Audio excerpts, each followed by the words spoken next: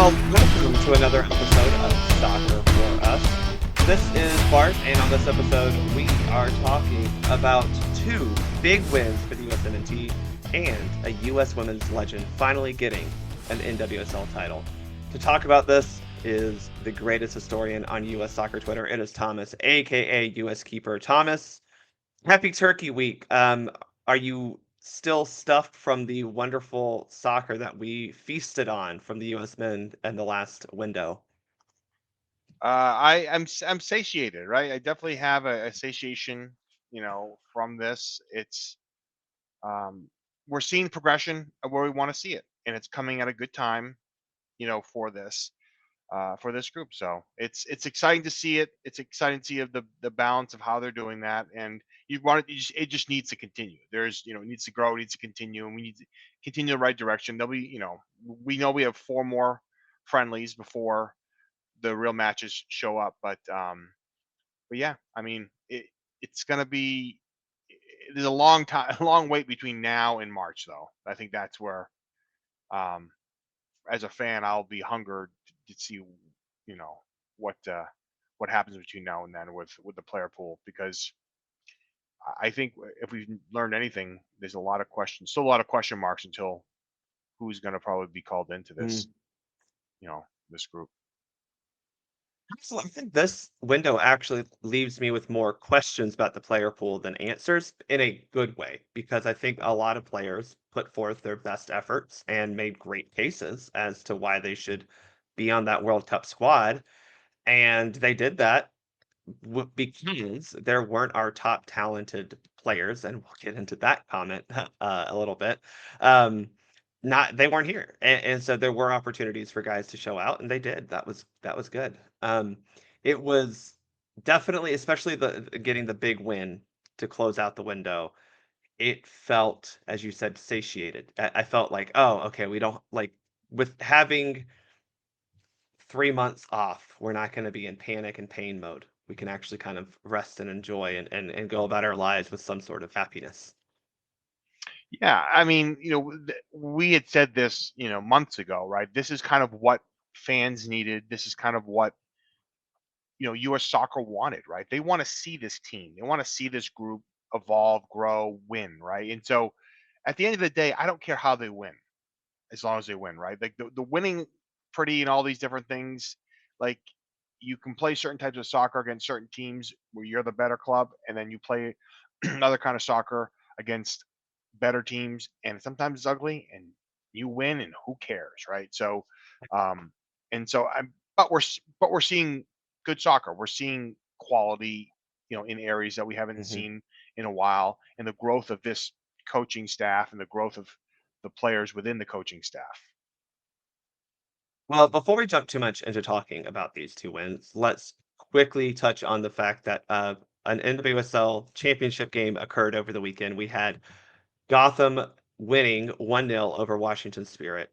It was a game at a sold out PayPal Park in San Jose, California.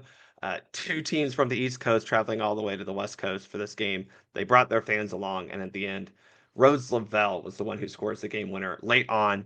And it was a great little curling shot, a fantastic, just another one in the annals of Rose Lavelle's great goals. She gets her first ever NWSL title. Thomas, a great goal and a great, I mean, great moment for Rose Lavelle. Yeah, for sure. I mean, that Gotham team really, I mean, they were an underdog, throughout the tournament, right? And Yeah. that has to be said, because they beat some very good teams on the way to the final.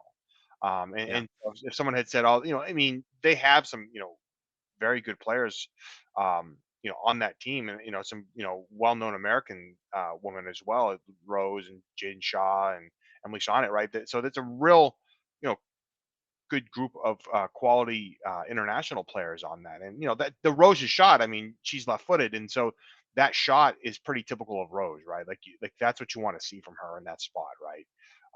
And she delivered just a beauty of a goal there. Late in that match, was in the 80th something minute or something was. Um, but yeah, so it was exciting. I mean, the match before was a great comeback, against Orlando, and them beating Mm, Sparta. yeah. was fun too. So, but yeah, it was fun to watch in the tournament. I mean, it's kind of fun to watch those underdog type teams go out there and be able to lift the trophy. Mhm. So it's Yeah, they beat the supporter, well, the excuse me, the NWSL Shield champion in Kansas City. Then they beat Orlando, and then beating Spirit uh, on a neutral site. Pretty awesome run for Gotham to capture their second championship in 3 years. and sold out, right? I Also, mean, yeah. yeah, it's pretty impressive. Gotta mention also on the women on the excuse me on the Washington side, a couple of the USWNT tiers. You saw Trinity Rodman get some minutes, get a little hurt there. I think Hal Hirschfeld also getting some minutes. Croy Bethune being a pretty impactful player throughout the match. Hal coming off injured, unfortunately. But this game, I think, featured a lot of great talent that the U.S. Women's National Team has. Just good to see our best in the domestic league playing for championships. Yeah, I think it's important. I mean, and, we're starting to see more of the prominent woman head over to Europe.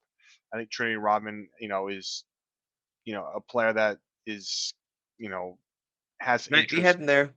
Yeah, and so I mean, it's challenging. I mean, I think I don't know if it's a better quality soccer or not over there for the women because Yeah, it's definitely that could be certainly up for different.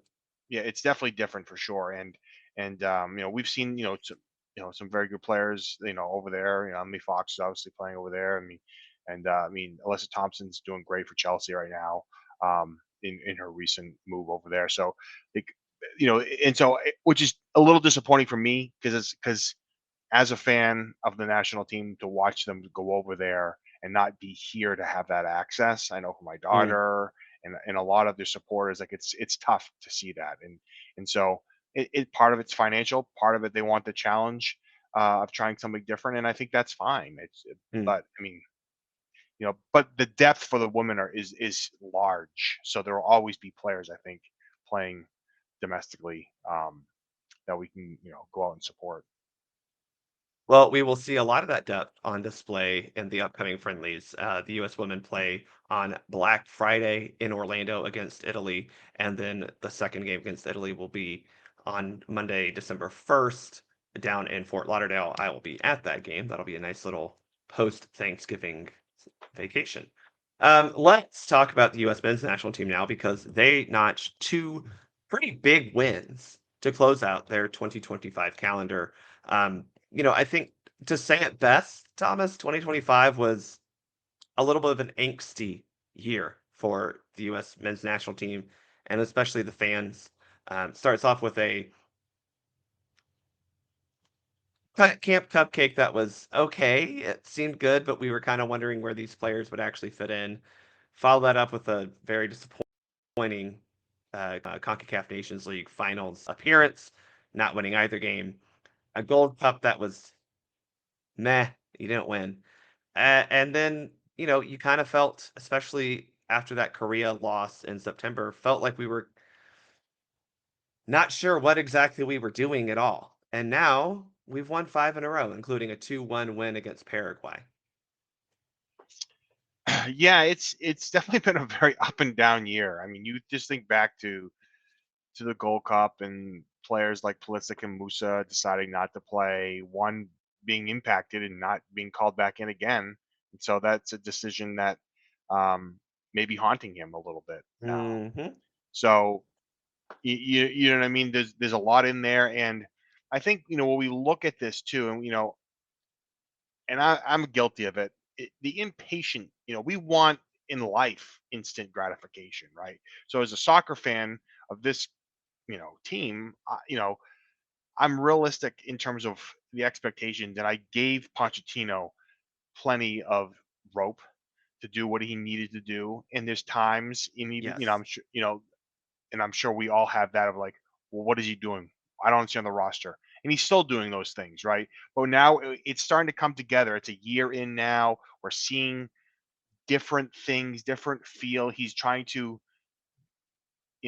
build the culture, which he said he wasn't going to do, but he obviously clearly needed to do with this team, right? Tried to build that demand for excellence.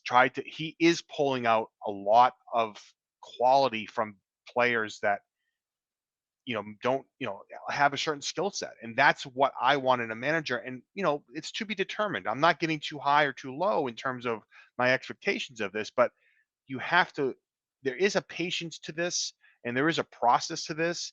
And for a coach that's never done it internationally, I think it's one of those things where we really hopefully are starting to go into the right direction and keep Mm. this momentum going, right? And hopefully in March we do see, sorry Pochettino, the best squad, what A list, whatever you want to call it, team, because I'll call because them the regulars.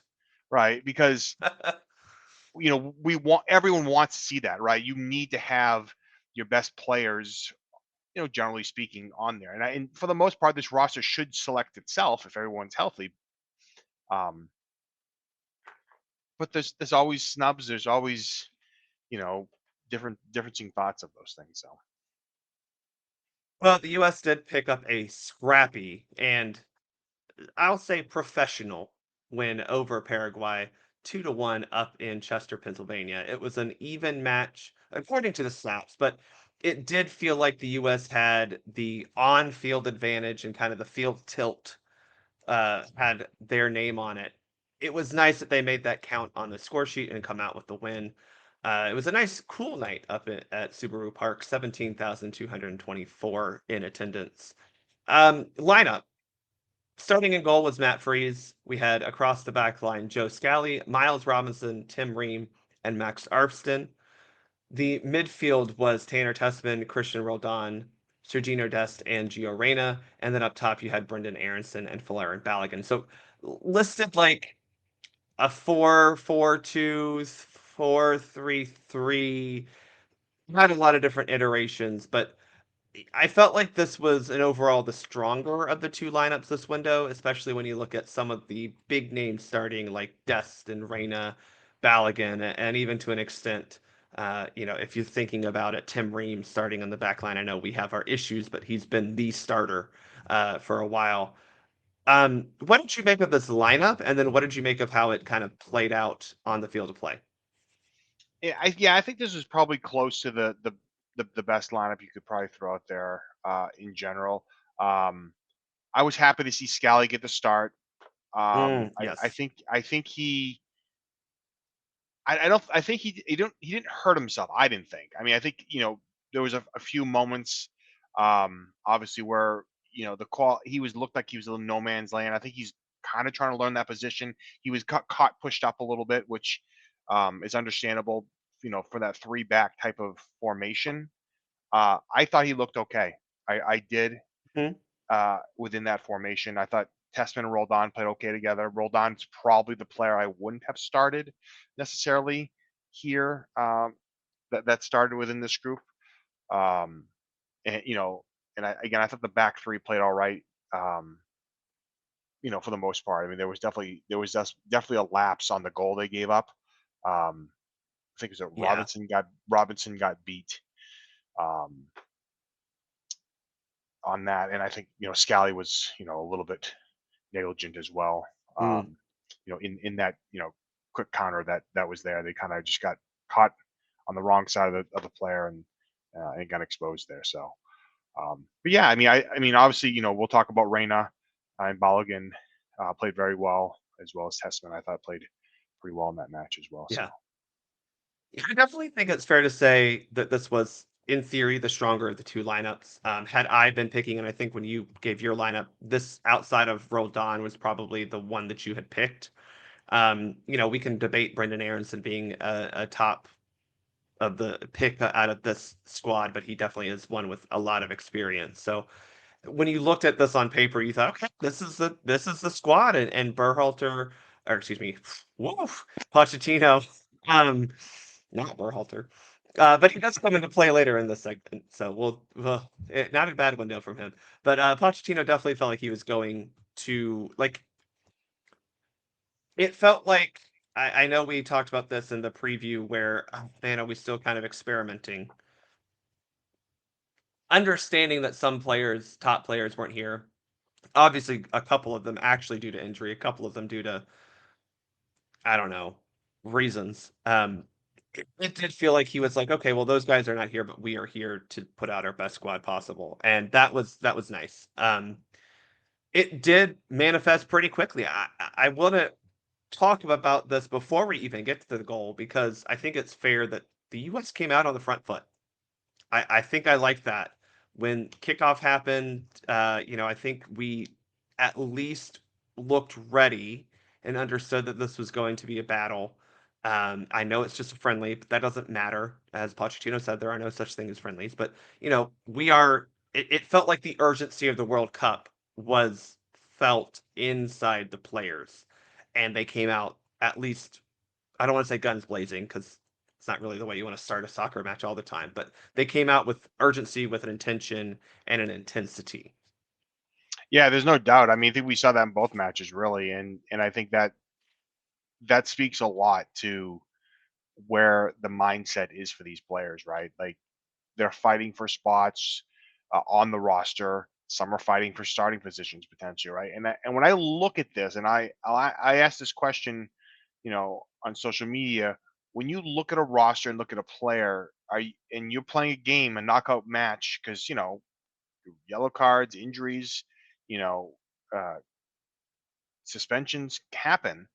Are you comfortable with certain players Mm, starting and taking that role?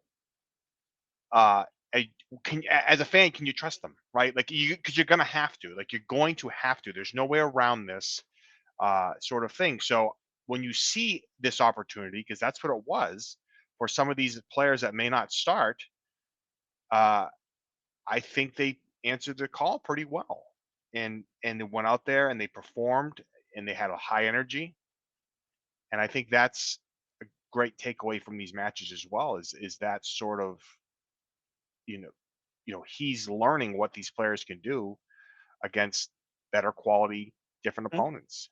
mm-hmm. Yeah. Look, I think this was, as you mentioned, a good way to say, can I trust this player? Because look, Chris Richards wasn't here, Christian Pulisic wasn't here, Wes McKinney not here. Um, Jedi Robinson's still injured, even to a guy like Johnny Cardoso not here because of injury. Malik Tillman isn't here because he's recovering from injury. So to your point, there's a lot of guys that had, I mean, a couple of those guys with legitimate reasons why they're not here, right? They are hurt or recovering from an injury. So to see guys have to fill in and come out and look good is great. It all manifests within 4 minutes. I mean, I think that's the cool part about this game is you get a goal within the first 5 minutes. Gio Reyna gets on the scoreboard for his first time playing for the national team in what feels like a decade.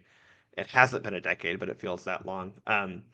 It was off of a set piece. Rodon hit a shot on goal that was blocked. It was then kind of cycled out wide. Max Arston hit a cross toward the end line. Wrapped. Let's see. Arston to a. I guess it's to Reyna. I think Reyna was the intended target. I do want to give him credit for that. It wasn't just hey, I'm putting it back in the mixer. But Reyna, surprisingly, is the guy who jumps up, and meets it with his head and puts it in the back of the net. A pretty good header, just not the type of goal we're expected to see from Reyna. Um, that I mean, it was. I think more importantly, for this goal, Thomas, for me anyway, was an example of the U.S. keeping pressure on an opponent after gaining that field advantage. Right? We had a set piece, we had a shot, we had another shot, but we still kept the ball. They kept recycling, and eventually Max Arfton clips the ball. Again, I'm going to assume it was for Reyna. There were other guys in the box. It just was that Reyna was the guy who headed it, and that's sometimes like the best way to score a goal is you just keep pressure on the opponent.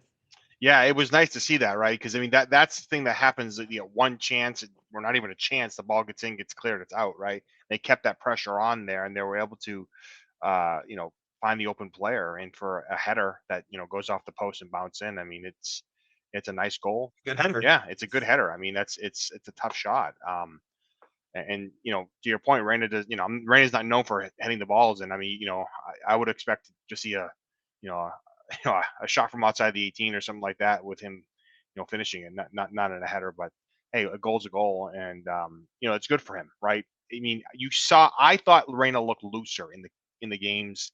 I thought he Mm, definitely his yeah. body language is different, right? I mean, like drastically, like he was loose, he was having fun, like the and look, I think that's where he plays the best when he's really not thinking, right? He's a very smart player, but I think he overthinks things, and just the flow of the game has to come to him. And when it does, I mean, he looked really good in this match. I mean, in general, I think it's almost a good thing that he didn't score one of those classic Gio Reyna goals of like a really technical finish or a nice dribble through and shot. Like this kind of was like I think helps him be a little more relaxed. He's like, "Oh, I did it." Like he didn't have to create right? a goal. Like he's very capable of doing it. It was just like, "Oh, I'm here. I got to put it in." And I think that, as you pointed out, helped him loosen up the rest of the match. Yeah, I mean, and look, I'll say this now. We can probably talk about it a little bit more later, but like Reina's a very good player. Like none of this surprises me. These are what I expect. I mean, I'm not the header necessarily, but how he played is what I expect from him, right? And to me, he does it so effortlessly out there, right? And so when you see a player that Mhm. plays that position, right, that can dribbling balls and doing those things, you're like, wow, like there's not a lot of players in the pool, or and maybe even any players in this pool that can do that like he does. And so he's a special player that way. And again, I hopefully we know skill wise he can do it, but mentally can he is he able to do that, right? And that's where the key is. I think that's what Pochettino was looking at in this camp. I think he even Yeah. said it in some respects. Is like that's what he's looking for. And right. And so we need that from him, right? And then Pochettino needs to be clear, not with just who what was Reina, but with everyone, what the role is for these players as we head into the World Cup and what the expectations are. So these players know ahead of time, hey, this is going to be your role. You may start, you may not, whatever it is, but this is what you need to expect. You need to be ready. Unlike Berhalter, who's like, yeah, you're probably not going to play. Like, you can't play that crap. You have to get Yeah. players to be ready, and that's for this group. You have to do that because these players are hungry. You can see that right Yeah. now. They're hungry, and they haven't been hungry for 3 years. Well, unfortunately, Paraguay equalized quickly after our goal. 10th minute, they play a long ball out to Miguel Almiron in the far left. I mean, it was a very good diagonal ball, and Almiron was onside by, I don't know, the length of his foot, maybe. Finds him on their left wing, and I mean, the dude gets to the ball and first time cross with his left foot. It's like a half volley type thing. Uh, to, I would say, the middle of the box, and it was Arce who comes in and puts the header into the back of the net. Look, it's a defensive breakdown, but it's also one of those where I'm looking at it going, that's just a. I mean, sometimes guys show their talent and produce a good goal, and the ball out to Amaron was a really good diagonal. And the fact that he was able to A, catch up to it, and B, hit a half volley with the instep of his foot, while on a full sprint, basically, to a very advantageous position. I mean, I would like for us to defend it better. That's still for sure. I think our center backs got a little lost there. But, I mean, that doesn't happen all the time.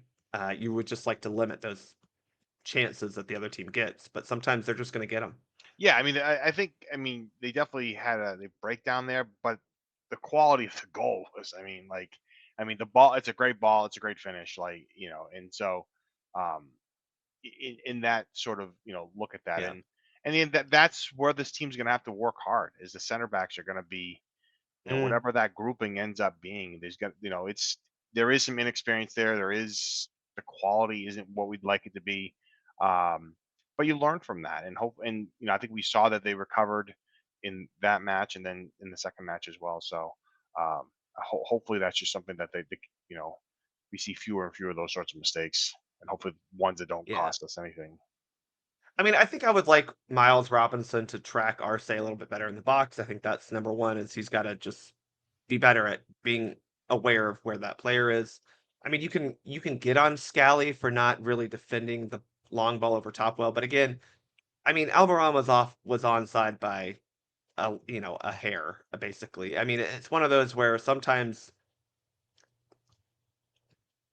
especially when you're playing a back three, you're almost willing to concede those diagonals into the corner and say, if you can make something out of the corner of the field, because that's basically where that ball has to go, then great. And again, Almiron does it off of a half volley with the instep of his foot. And I think a lot of people will want to burn Joe Scally on this. And I think that's kind of just the type of ball you're willing to concede in a formation like this.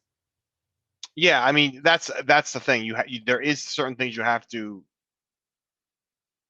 as you point, concede, and again, you know, and they hit it correctly, right? That's the thing. They're sometimes you're just going to get it right. I mean, Yeah. there's so many misses, and I mean, if anything, you say we should pressure that diagonal ball a little bit better, right? That would be what I would say. So you just can't have them hit that perfect diagonal. right, yeah. I mean, I think that's fair. We go back and forth. I think again, I know this is coming at it through red, white, and blue colored glasses, but I even watched this game back because I wasn't able to watch it live. So I'm watching it on delay, knowing like what is happening. And I'm like, I don't know, man. We look good, and I felt like we closed out the half pretty decently.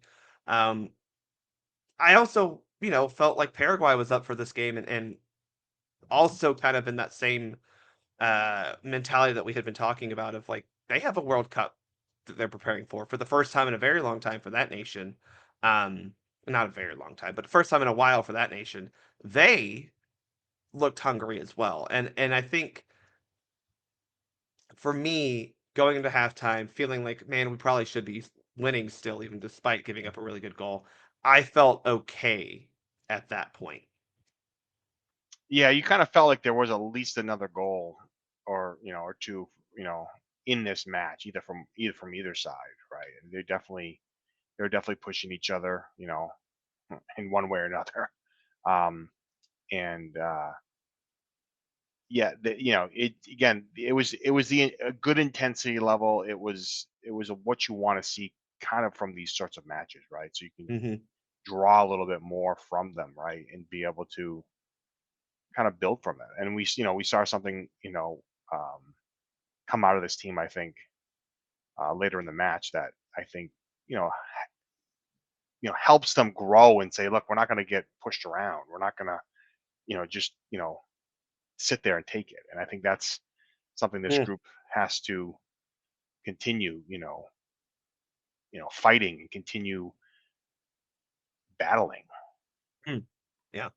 Come out of halftime with no changes, which I think is not surprising, but it's still one of those things for Pochettino that I wouldn't mind him splitting time just so that guys can get like a full 45. And I do think there is something set to be said about like preparing to start a half versus coming in at the half. And maybe if you come in at halftime, it feels somewhat like you're starting the game again. I don't know, but just as like a slight critique that I kind of would like to see him do a little bit more changes at halftime. But we do make some changes in the 67th minute. Diego Luna and Alex Freeman come on for Joe Scally and Sergino Dest. 4 minutes later, we score the go-ahead goal, what ends up being the game-winning goal. We get a takeaway in the middle third. Balogun plays the ball to Reyna on the left, and then he immediately runs into the box. Reyna crosses it to Balogun. Deflects off of a Paraguayan defender and right to Balogun, and he puts it in the back of the net. Another one where it's like not the prettiest goal.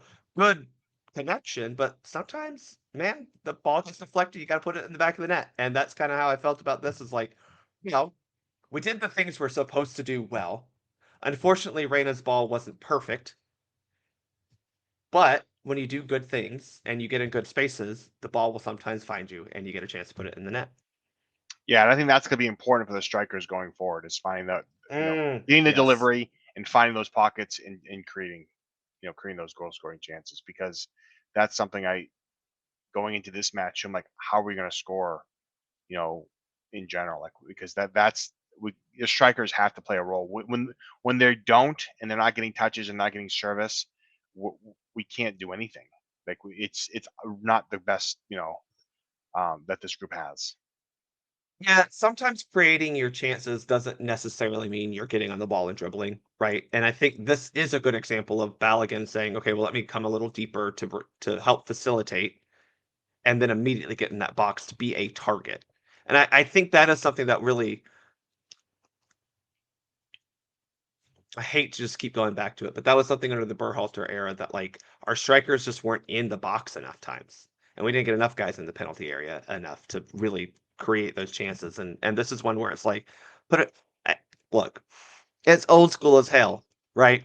But sometimes put it in the mixer is the goal. I mean, you're gonna score goals from the penalty area. That's just where you're gonna score a lot of the goals because that's close to the goal. So if you're not there and the ball isn't there, it's gonna be hard to score a goal. And this felt like a little bit of a kind of classic Pochettino's team goal of get the ball, quickly go forward, get into the penalty area, see what happens. Yeah, I mean that's the difference a little bit. We have better delivery, I think, under Pochettino. With the strikers before, they were having to make runs outside the 18 and like with the ball and try to create, and Hmm. they weren't even getting the service at that point. And it's nice to see a little bit more, and hopefully we'll see um, the other strikers kind of contribute as well because Hmm. um, I think that's you know I was a little I thought we could have seen a little bit more from Pepe in this match. I didn't play all that much, but I was hoping he'd have a little bit more opportunity. To your point, to maybe come in as a sub at halftime, Uh, yeah. as opposed to a late match sub.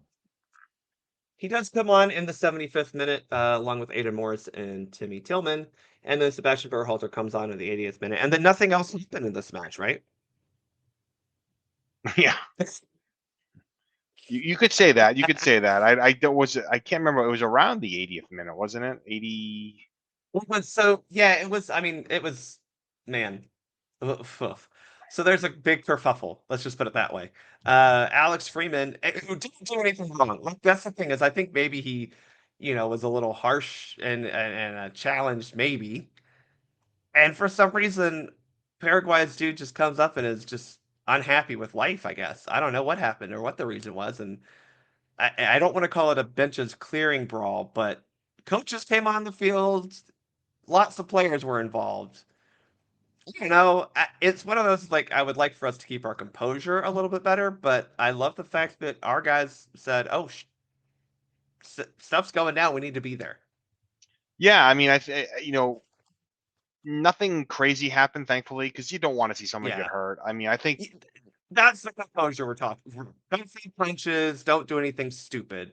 right. Yes. Stand up for your teammates. There's gonna be a pushing. There may be a little, someone gets thrown aside or whatever. But and that's kind of what we saw, a little bit. And I don't think anyone got hurt. I don't know if did any cards come out. I think a couple cards may have come from. Yeah, there were. Let Uh, me go check it. I got to go back to the game report. Hold on. I apologize. But yeah, it was nothing.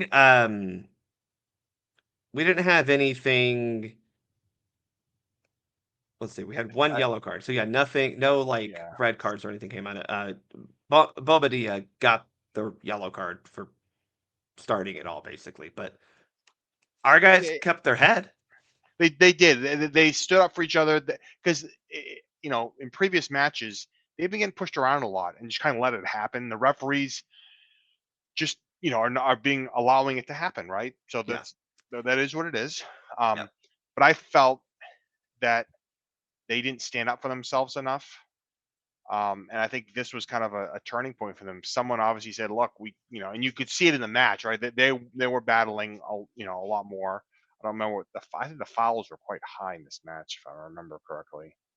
Um, It but was hold on, I got stats right here. It was a very chippy match. Again, I think both sides were going in pretty yeah, 13 fouls by the US, 11 by Paraguay. Um pretty, again, intense. Again, to me, both teams felt the urgency of a World Cup coming up in 7 months at this point. Yeah, and again, I didn't have anything problem with it. I think it's great to build on. Again, players are fighting for positions on this roster, right? And so, however it's selected, if it's selected by standing up for your teammates and having those sorts of moments, I mean, then all for it, right? And I think Pochettino's Yeah. fine with it. He seemed fine with it at the press conference because, again, I think there was nothing dirty really. There was just teammates second up for teammates in a high intense match late in the game that was close. And we're going to see that at the World Cup. It's going to be amplified at the World Cup. I mean, for sure. I mean, there's not, Yeah. and we're going to have to be able to maintain that composure because in the past, when this team was younger, we've seen players, Copa America, with the qualifier in Trinidad, with Deaths getting a red card. Like we've seen players make bad choices and not have that I composure. mean, So we have to. the domino that started all this was truly Tim Weah throwing a forearm in the back of a dude's head for we don't even know why. Right. Well, the Matt Turner was he was. I think Yeah. he was. Well, okay, yeah, but you know Yeah. what I mean. It was I mean, like, there wasn't anything in that moment. It was just guy was just standing there, like you can follow him later, but don't make it so obvious, right? Like, yeah, and so that immaturity, right? We can't have moments like that because you can't risk, red cards and uh, playing players down in this tournament. Or in again, there's a lot riding on this in terms of home soil and the playing on, playing in front of uh, your family, your friends on American soil. So hopefully they're firm, but obviously being clean and fair about it as best you can without getting unnecessary red cards. right. And I thought again they managed themselves well in this moment without stepping over a line that the referee was going to have to do something, and that's good. Any other takeaways from this game that you felt after the 2-1 win against Paraguay? I don't think so. I think as this, I would have liked to see some certain players play a little bit more. To your point earlier, Morris and Pepe. I would have liked to see them maybe get a little bit more than 15 minutes or whatever it was they ended up getting. Mm, Um, yeah, I mean, again, just the point on the Reina thing is everyone's like, "Oh, he's back." I'm like, there's a lot of people didn't think he was going to start. There's a lot of people that thought if he did start, he'd only play a half. So I think when we I mean, look at count that, me in one of those because I count yeah, me.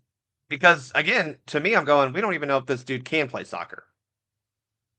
right. And I think we lost sight of it because we hadn't seen it, right? We haven't seen it with the club, and I think that's where I get it. But I don't to know me, that you the don't. car can turn on if I don't turn the car on. Well, right. And so I don't think we like. I wouldn't see. I don't write him off necessarily like everyone kind of did. Oh, he's not going to whatever. But I also don't lock him in either because there are things he does need to play. In the moments he plays, he's got to have some quality with that with their club specifically, to make sure he's ready to go. And he played this weekend. I think he did fine. See that? In the short amount of time he played, but we see it too often. When Zendejas, he had that one good game. Everyone's like, "Yep, he's back." I'm like, well, maybe like he had a good match, but like we know things can change pretty quickly, with Yes. rosters and players in general. So to me, like as much as I want certain players there, who knows? Pochettino, I can't. I have no idea how he's going to perceive it. Like I Yeah. just don't know.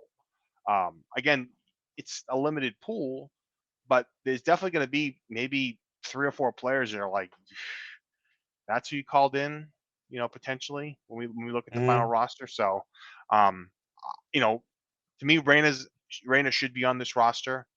I think he offers a lot of different things skill wise, and I think he's growing and maturing. I think he had his birthday during this window, so I think he's now 23. So, um, but yeah, to me that's kind of the takeaway there. I mean, glad to see it. I kind of expect it from him, and I just want to see more of it.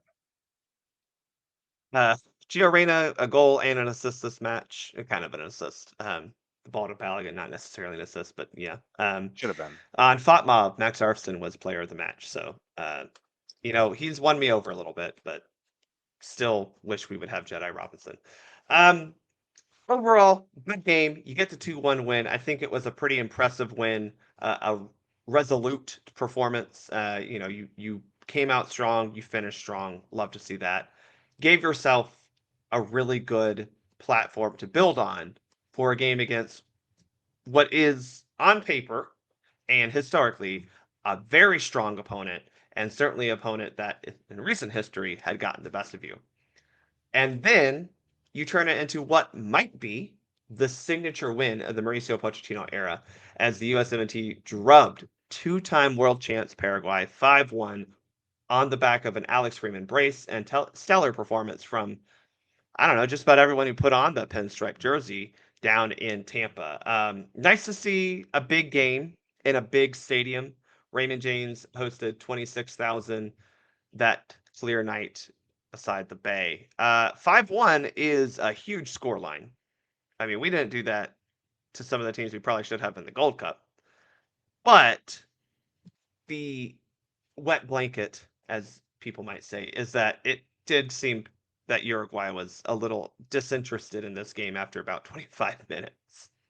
Yeah, I mean that was definitely to me like because I didn't know for sure. I don't know the Uruguay roster well these days. I mean, it was I'm pretty stout roster or lineup from them, yeah. Yeah, it is, but I don't know it well enough to be like, okay, is it everyone? But Yeah. it's pretty, Yeah. according to It's who they had available for the most part. yeah. So I mean, but yeah, to your point, they did kind of, didn't have that urgency that the U.S. did. But that is what it is. You playing who you're playing, all these different things. You have the takeaways from this. I mean, you hope managers, put that in perspective, right? I mean, they got to say certain things to the media. They got to say certain things to the teammate. But when you're stepping back and evaluating that, you say, okay, it's a good result. It's a great result. Whatever you want to look at that and take from that, what it is. But to your point, it is a signature win. Not one we haven't had one of those in a very, very long time. You'd have to go back. I'd Yeah. have to find it, for sure. But I was trying to think about this because, and I'll give my example of why I think Japan is still a better win than this one. But this was definitely a better team on the field than what Japan fielded in that game. But 5-1 is against, again, the two-time world champs and a team that beat you 1-0 last summer and knocked you out of your tournament you hosted. Kind of hard to say that this isn't the signature win of the Pochettino era so far. yeah, for non-CONCACAF teams for sure. I mean, obviously we beat Mexico here, but yeah, I mean Uruguay for sure. I mean they're they're going to be tough to beat next summer for sure. And so I mean I think it's something that this group's needed. It's something you can hang your hat on, right? Heading into it, it is only a friendly, so take that for what it is. But you have to look at that, right? So in Japan, yeah, I think Japan qualifies as another quality win on that. You could debate if Iran was in the Gold Cup. That's a 50-50 thing. Not the Gold Cup, sorry. That I'm looking back to the World Cup, excuse me. But Saudi Arabia is still a pretty. I think that's no. I think you're fair. Wrong opponent, but yeah, that's like a decent win. But yeah, I yeah, mean, it's still. I think this has to be the biggest win he's got so far. yeah, That's for sure. just And makes and they sense. needed it, right? And now you can Yeah. build off that too. What's looking like Yes. two very good opponents in March that are Mm-hmm. down in your neck of the woods. So hopefully you can get some tickets for that. That's the rumor. They won't announce it, Yeah. but that is the rumor. Yeah. Lineup in this game, which I think is fair to say gave a lot of people some stomach ulcers when it came out. In goal, Matt Freeze. The back line was Austin Trusty, Alex Freeman, Mark McKenzie, Alex Freeman, John Tolkien. I don't know why they have it listed that way. It was Alex Freeman, Mark McKenzie, Austin Trusty, John Tolkien in that order. That is a weird way to list that thing, according to U.S. Soccer. Midfield was Sebastian Berhalter, Aidan Morris, Sergino Dest, and then up top you had Diego Luna, Tim Tillman, and Haji Wright. So a couple of things I think from this lineup. First off, is yes, this was the rotated lineup. I'm sorry, I don't care what Mauricio Pochettino says. Austin Trusty was not before this, the expected guy to be putting out a performance like this, right? I still think McKenzie is better than Robinson, and I still think he's probably better than Ream. But based on the history, Ream and Robinson were the more expected starters. Um, I think based again on history, Tolkien hasn't received calls up since the Gold Cup, but he did now. So starting in place of Arfston. Um, you know, we all like Diego Luna, but he's not Gio Reyna. Timmy Tillman was fine. He's not Gio Reyna. And then I think the interesting one here was Haji Wright starting, not Pepe. And he started in place of Balogun. I do want to talk a little bit about Pepe later, but Wright starting in place of him and starting in place of Balogun, it seems like he's kind of found himself as a central striker in this Pochettino system. Yeah, for sure. Because I think that's about the only spot you could put him within this system. I mean, if you're playing, Mm, if you're playing maybe two strikers, you could obviously find a spot for him. Even maybe on like the left wing, but they're not. That's not how it's being played. So I mean, I think that he finds himself there, and you kind of feel like he is number two right now in the mix, right? In general, like based on how he's performed, yeah, and obviously he's getting the calls in. And Pepe's just coming back, so I don't take that that too far, right? I that mean, he's still coming back from injury. It's he's been gone for a while, so I'm okay with it. And I think honestly, I think these strikers are all going to have a chance, at the World Cup because they usually, there's usually have moments. There's plenty of subs going on, and so they'll have their chances, just like they yeah. did in the last World Cup. I think that's the big thing you just talked about is Pepe is still coming back from injury. Um, and I think still finding what his legs feel like after a pretty catastrophic knee injury. Um, a pretty severe anyway, I should say. Um, that is what I'm hoping is his issue, I will say. He is starting and playing for PSV. He's not performing super well, but again, I count that up to injury, and hopefully now he has 3 months of not having to worry about international soccer. That said, I don't know how I don't really see anyone overtaking these three in the depth chart, right? Augumeng Oh, is playing decently in the championship. Great. I don't think Josh Sargent is factoring in anymore, unfortunately for him. Um, I don't think there's any other striker out there that's gonna, unless someone magically starts ripping off, like maybe we have another one where, you know, if Brian Whiteson scores 10 goals in the first 2 months or 3 months of the MLS season, maybe. But yeah, I do feel like these are the three that we're talking about, right? Balogun, Pepe, and Wright. And that feels like I feel way more confident in that group than I did even with Wright in the mix last World Cup. yeah. I mean, I think they all offer some uniqueness. I think they can all finish, um, you know, in that attacking third of the field. And I think if they're healthy, they're there. I think it's pretty straightforward. If they're Yeah. healthy, they're there. Let's talk about the goals real quick. First goal was a goal from Sebastian Berhalter in the 17th minute. We got a free kick outside the 18-yard box. To Berhalter's credit, he scored the first free kick. So he put the ball in the back of the net. Goal. The referee had already blown his whistle though for a very clear foul. But he blew it right as Berhalter was taking it, and it still curled into the back of the net. So we retake it and we do a nice little, not quite training ground. It wasn't crazy, but it was just a simple uh, layoff to Dest, who then puts it right back to Berhalter's foot, who curls it beautifully in the top far corner. My theme for all of these goals is they're replicable. That doesn't mean it's always going to come off this way, but this is a replicable goal. Yeah, it's it's kind of what you want to see. I don't care who's out there, taking the situation, right? Like it was a nice set piece. He handed it off, and he had the space and he buried it. I mean, it's a beautiful shot. I mean, there's nothing, um, you know, there's nothing else you can really say about that piece of it. And so I Yeah, think, it's a phenomenal finish. yeah, it really is. 3 minutes later, Alex Freeman gets on the board. Seb Berhalter, who Look, he's making me at least convinced that we got to keep him out here, just because we might need a dude who can hit a set piece. But man, it's nice to be potent from set pieces, and we just don't get that with Christian Pulisic taking them. That's just my big takeaway from this entire window. We can't have Christian Pulisic be taking set pieces for us, man. Just can't. Yeah, it's a hard thing because I don't.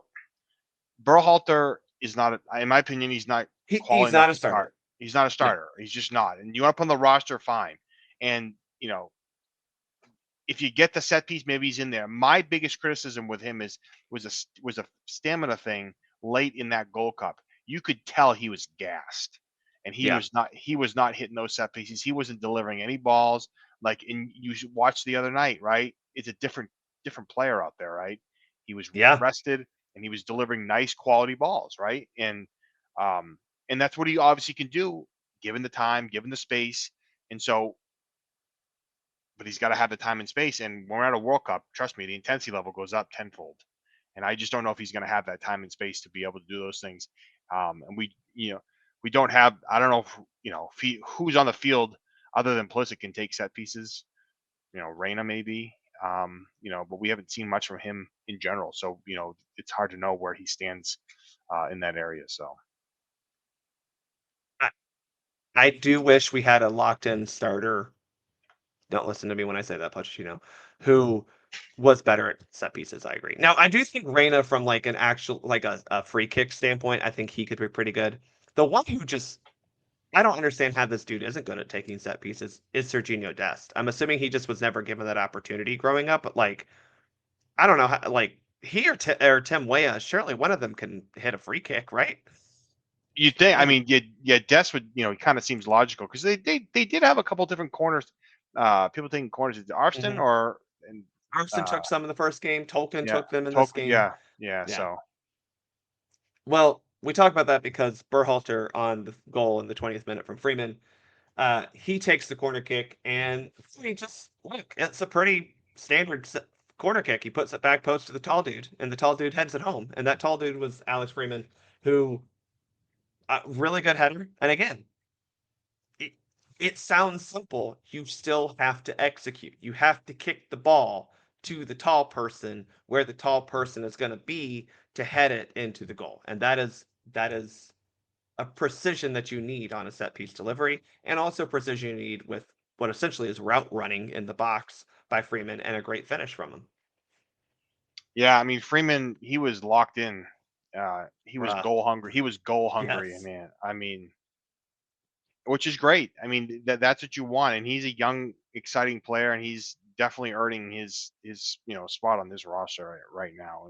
And he's playing different spots. He can play on the fullback wing position. He's playing one of the center back positions at times. It appears, it's hard to tell sometimes, but it looks like he's playing that right center back a little bit at times. Within the formation. Well, I want to before we get to a second goal, because I'd love to build on the goal hungry that you just made a point of. I gotta say that it's just nice to see two goals back to back like this.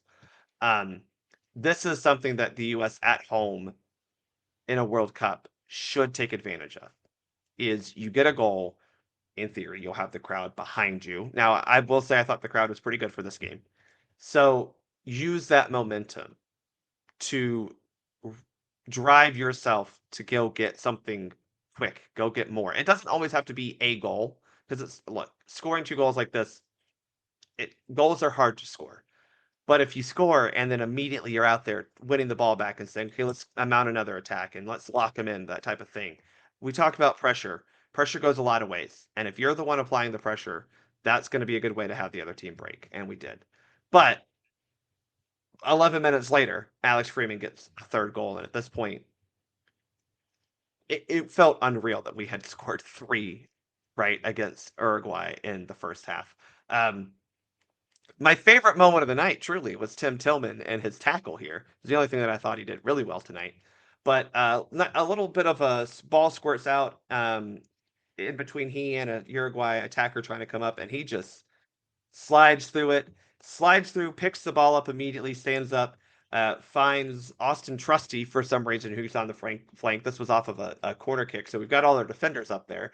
And he just one time passes it to Freeman, who's on the left flank as well now for some reason. Our left back is playing left wing. Dribbles it in, evades a couple people, takes a shot that does definitely deflect off a Uruguay defender, but he's like 6 yards away from the goal. So I do think if he had put the ball on target anyway, it's going in. This one just happened to be a deflection because he had beaten so many guys and they were just last ditch defending. Score, it goes in 3-0 USA. I mean, this is it. It. I don't. Maybe this is the least replicable of the night because why are Austin Trusty and Freeman combining on our left wing? But like again, we're keeping the pressure up after a corner kick. I love it. Well, that's the thing. I mean, there's a huge intensity in this moment, right? You're seeing Tillman's play, and you're seeing that pressure, and you're seeing an opportunity to score, and that level of intensity we just haven't seen consistently, and to see it in back-to-back matches is huge, right? Is again, different group, and they're fighting for different things. These players are fighting for position on this roster, and they're gonna take that opportunity and do whatever they can with it. And I'm watching it with my daughter and saying, "What is going on? Like, what is like?" And you don't rarely say that in a positive way for the men. You're more, you say, "What the hell's going on?" But Oh like yeah, what is yeah, going yeah, on yeah. here? That's Because I'm like, I'm. It was shocking. In a yeah, yeah, it was, and I'm like, what? I'm like, am I dreaming this? Because I mean, like,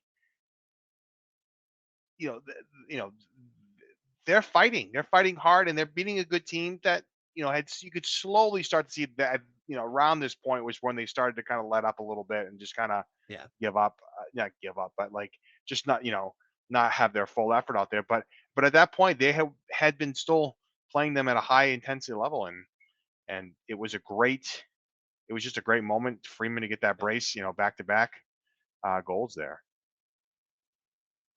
Well, we weren't done. 42nd minute, Diego Luna gets on the scoreboard. Um, Trusty and Tolkien move the ball up the left side.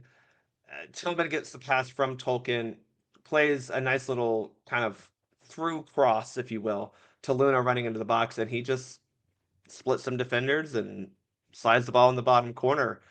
Cool, calm, collected finish. Again, replicable patterns of play. A nice little combo between a center back and a left back. Spring to a midfielder who then, or to a winger who then springs to the opposite winger coming in. Easy peasy lemon squeezy. We're at 4-0.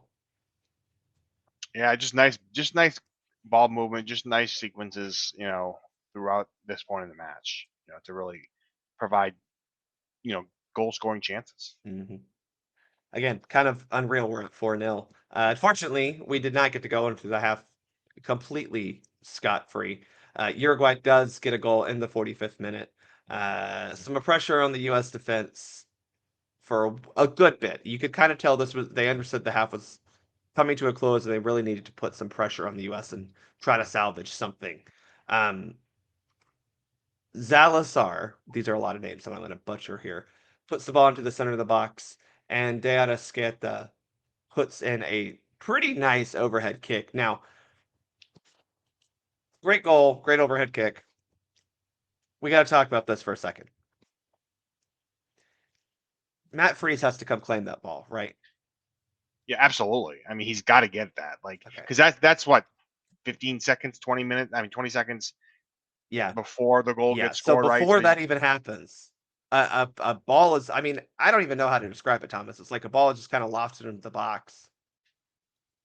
No one's really there for Uruguay. We got two defenders there. Matt Freese comes out for,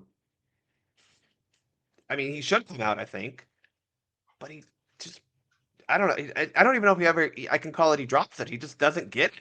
yeah, I don't think he gets it at all. Like, I think he gets hand on it, maybe. Like, to me, like, get it out, grab it, whatever it is. But like and then at that point, speaking from a goalie's perspective, right, you're rattled. Like, the ball gets kind of cleared away enough so him to recover back to goal.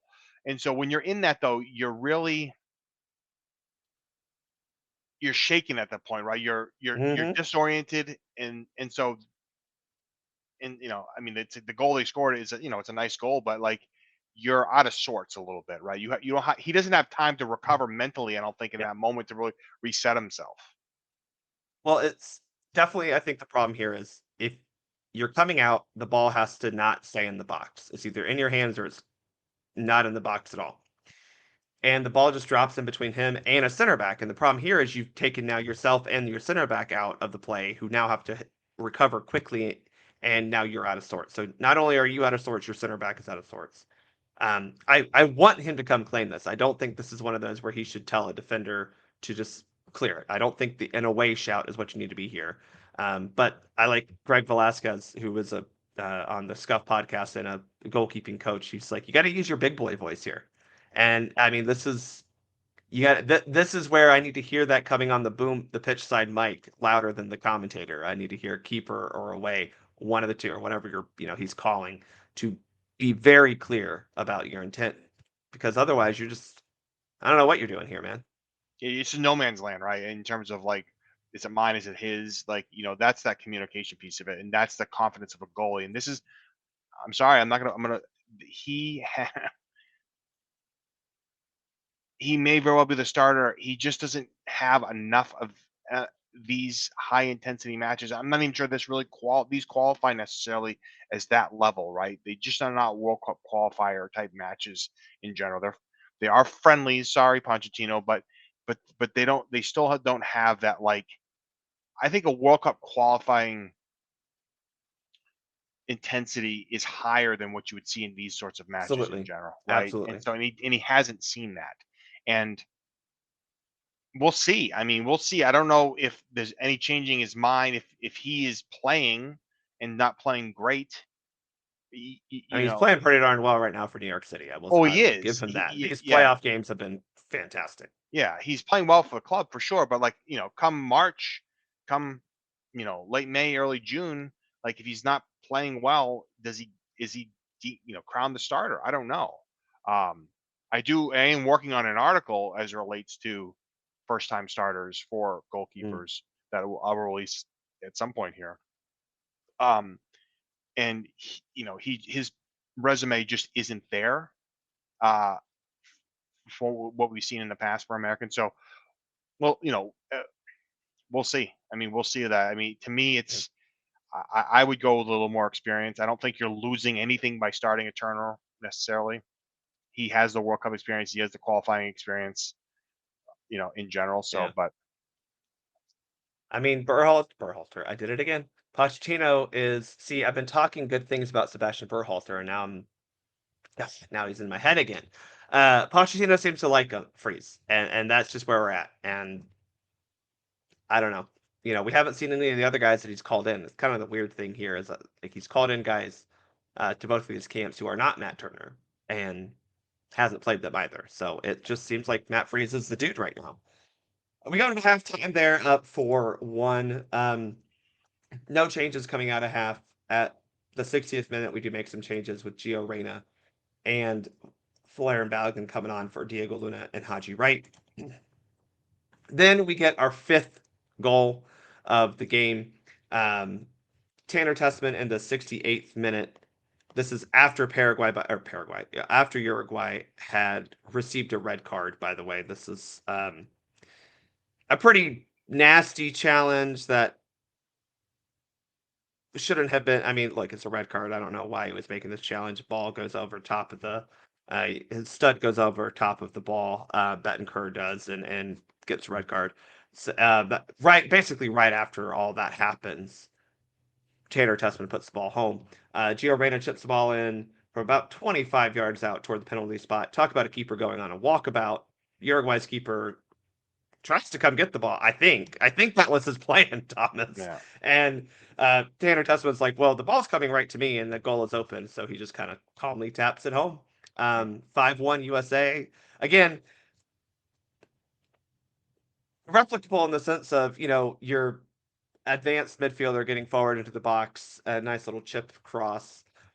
Not every goalkeeper is going to make this move, but it at least puts the defense in a position where they have to respond and make a play. So that's the good part here.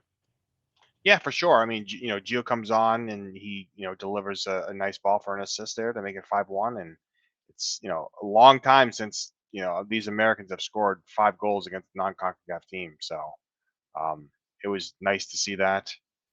What was the Um, stat on that? It was the first time we scored 5 goals on a non-CONCACAF team. Certainly the first time we've scored 5 goals against a World Cup winning team. yeah, I think they've scored five goals, uh, 5 other times.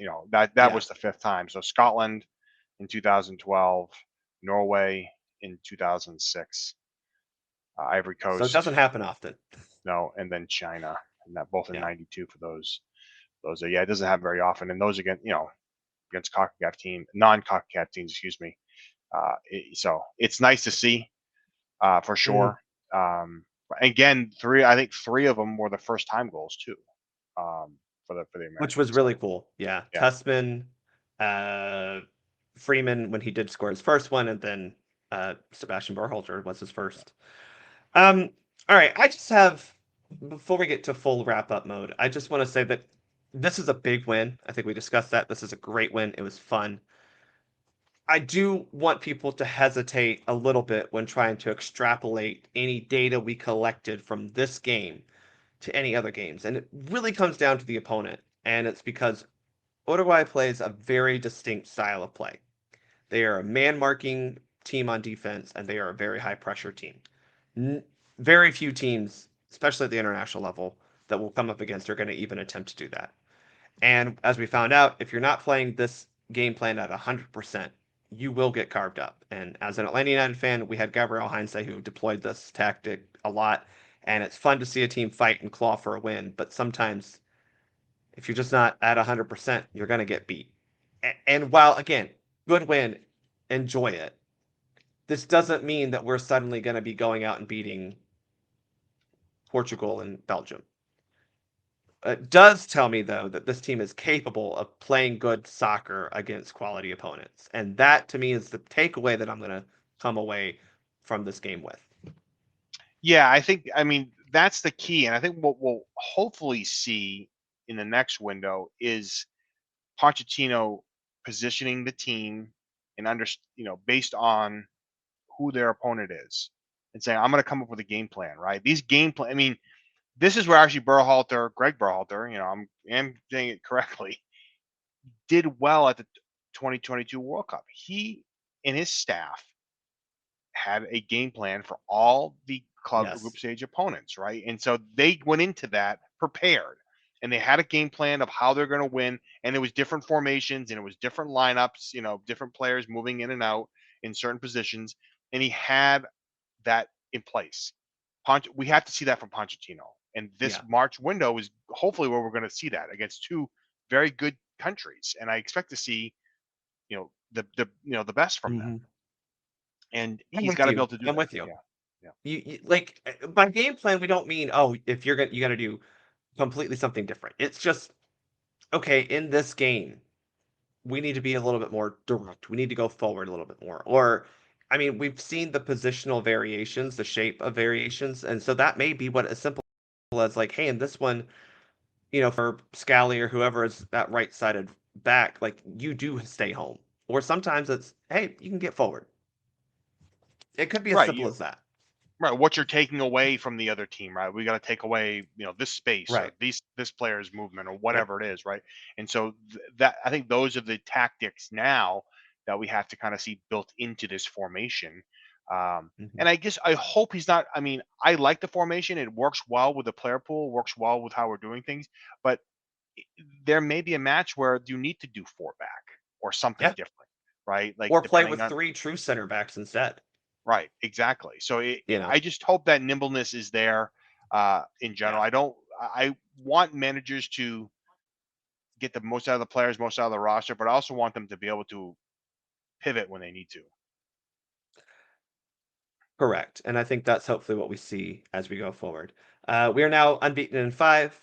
The mood around this team is much higher than it was after that loss against Korea just in September. So in 2 months, we've kind of changed, it seems like, our entire perspective on this team, which is great. That said, I want to talk about this Pochettino crash out a bit. So, for those who weren't aware, in his post-game press conference, a lot of the reporters, and again, I'm gonna say rightfully, we're just asking like, hey man, so this was great, good performance, but like, what happens when I think the word that set him off, and this may have been a translation thing in his mind, was the term regulars. But that's a legitimate question. We were missing, and these are facts. I'm sorry. Our more talented players were not here at this window. Fact. Christian Pulisic, Weston McKennie, Tyler Adams was out due to injury. Tim Weah wasn't here. A lot of guys were. Chris Richards wasn't here because Crystal Palace said that he played too much last window, and now they're saying he didn't play enough, and that's why he got cramps over the weekend. Clown show. Um, it's a legitimate question. What happens when you have all of your best players here? And he basically was like, there are no regular players. What does that mean? It's so disrespectful. Uh, this is the U.S. team. Whoever's here, they're the first team, right? That was essentially his messages. Whoever I call in, they're the number one players. They're the first team. I have to say, bro, you need to live in reality for like a half second, because this is where coach speak and coach mentality of like, no, we're here. There's not an A team or a B team, and I love that mentality, but like at the same time, you have to understand that you left off guys or guys were injured who are just factually better soccer players than the guys who were here. And eventually you're going to have to figure out what before you or after you stop messing around and call all your best players in, you're going to have to figure out what this team looks like. That's a legitimate question that I do not think warranted the response he gave. Yeah, and I get the question and I get the response, and I think the problem is I think Pochettino could articulate what what he really wanted to say. He's like, look, these are the players that are in this camp. Let's praise these players. He's trying to uplift the players that are there, and I Yes. get that. I mean, he just wasn't able to articulate that in very well, and I think his personality is it's going to be frustration Yeah. and kind of what we saw. And that's what I do appreciate. He's saying, why are we talking about them? They're not here. Right. And again, you can talk about them at the press conference for the roster. He doesn't even like that though. Like, well, why isn't this player? Well, why do you think they should be here? It's like, well, because Christian Pulisic is scoring lots of goals in Serie A, and he's playing for one of the best teams in the world, and he's inarguably one of the best players in his league, which is a better league than MLS. Like, sorry, um, but like, I think that I appreciate is why are we talking about guys who aren't here? This is the team we called in. However, I'm just going to go back to it. Eventually, he's just going to have to he's going to have to figure out what his best group is. And while I think a lot of guys in this window made good cases for their spots in the roster, there's only going to be 26, maybe a few more. I mean, they rumors of more, but like there's only going to be 26 players. And eventually you're going to have to say, you're going to have to make the decision of, well, is Sebastian Berhalter even making the World Cup roster if I have a Weston McKennie and a Tyler Adams and a Tanner Tessman and possibly a Johnny Cardoso, as well as, Christian Pulisic and a Tim Weah and a Sergio Dest and all these. You're going to have to start asking yourself those questions. What happens if Jedi Robinson is healthy? You know, Th- these are Right. questions that we are asking because we're looking 6 months ahead already. He probably is, but he's not in this moment looking at that timeline. And I think in his eyes, it's going to be a hard decision, right? If everyone's healthy, I think it's going to be a hard decision because I think, you know, I wonder who else is weighing in from U.S. Soccer because trust me, U.S. Soccer cannot keep their hands out of that conversation as much as they'd like to say that U.S. Soccer, sorry, like there's always someone that has an opinion on that, um, right or wrong, and his coaching staff may be indifferent to that. I mean, they've got time to start kind of ranking these players and filling in the holes where they have. And I think the good thing about this roster is you have a lot of players that can play multiple positions and do it at a high level. So you have that versatility within that. And I just think Pochettino's going to have to really, make some tough choices in general. I mean, he doesn't have to do it right now, obviously. Uh, even for the March window, right? I mean, so he's got months to be able just to kind of sit back, scout these players, and however you evaluate and determine who goes where. He's got. I mean, that makes some tough choices. I'm hoping just to see 26 in this next window, not 4 keepers. I think that kind of has to mirror, your ideal Yeah. squad. I mean, I think that's just what we're at, is we kind of figured this fall, and this was based on his telling us, would be more of the, okay, we're getting ready for the World Cup. And I still think, and the questions are still valid of, bro, are you telling me 4 matches are going to be enough for like the team to get ready for the World Cup? Because again, in theory, March need it. This is me, and Pochettino is a much better soccer mind than I've ever been, but I'm just looking at it from a realistic standpoint in my view. You got to have your guys. The team needs to be together in March because you might bring 28, 30, but like you're going to make cuts and call in the team in late May, early June for the World Cup. So like in my opinion, and this is just me, I don't know why as a coach you want to be giving yourself that many decisions between March and May.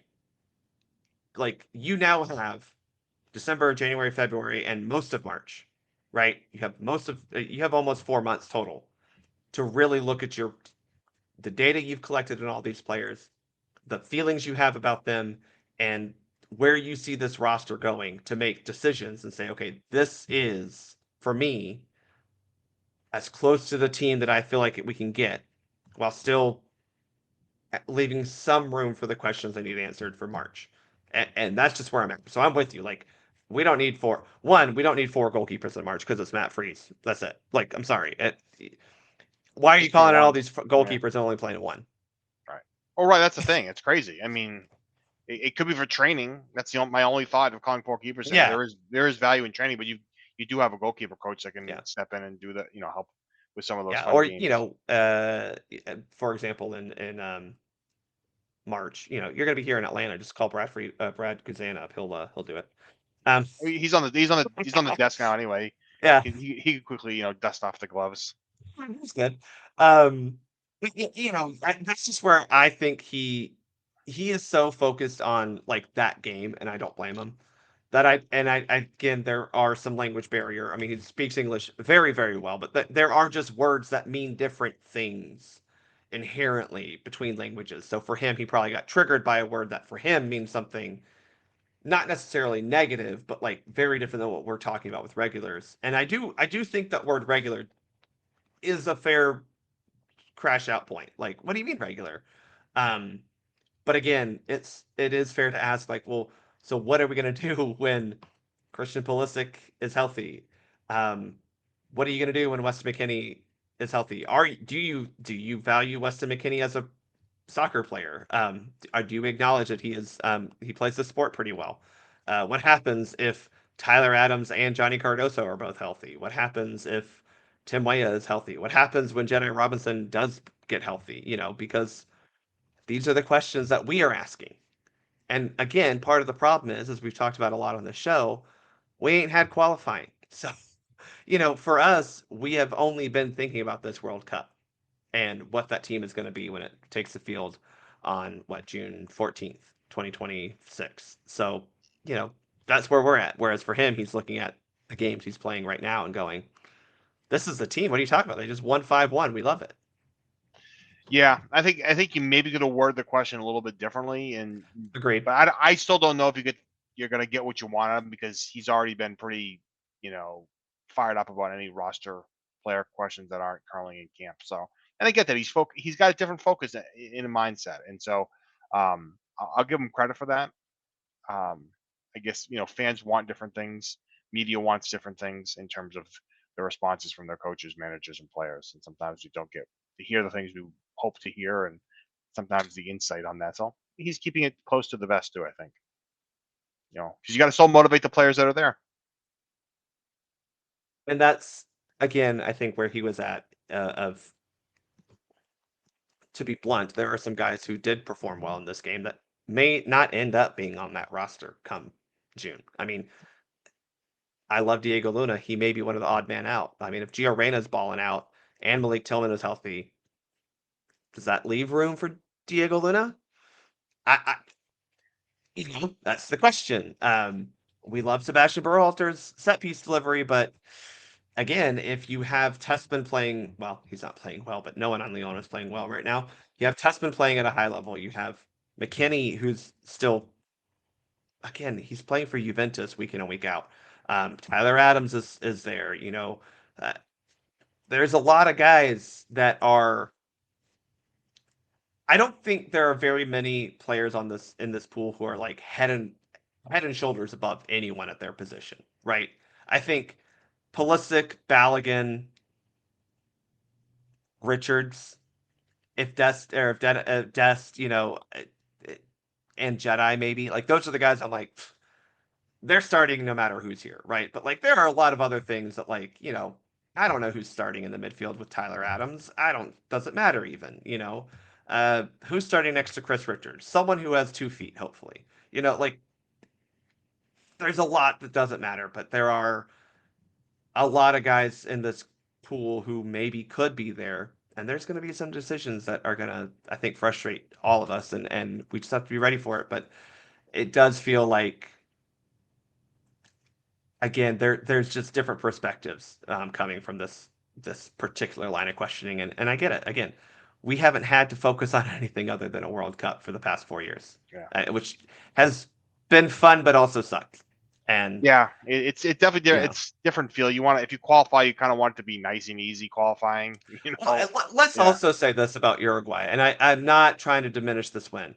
They had finished up qualifying, and they played their friendly against Mexico before this, and I don't want to say they were like, okay, can we just get this game over with and we have a break until March? Like, I don't mean it like that, but it did feel like they were like, we got to play this. Like, all right, fine, we'll play this game too. Yeah, they're definitely. I don't think you can make a friendly anything other than a friendly. Like, there's no. I don't know how you have any other incentives built into it. I mean, apparently, U.S. Soccer says they have to pay them bonuses and stuff. So I don't know. Like, I mean, yeah. Hopefully that's nice. I mean, but for Uruguayan players, a lot of them are playing. I mean, some of the best clubs in the world. All right. Maybe that doesn't matter. I don't know. I don't see this. I don't see a big motivator there. Like, yeah.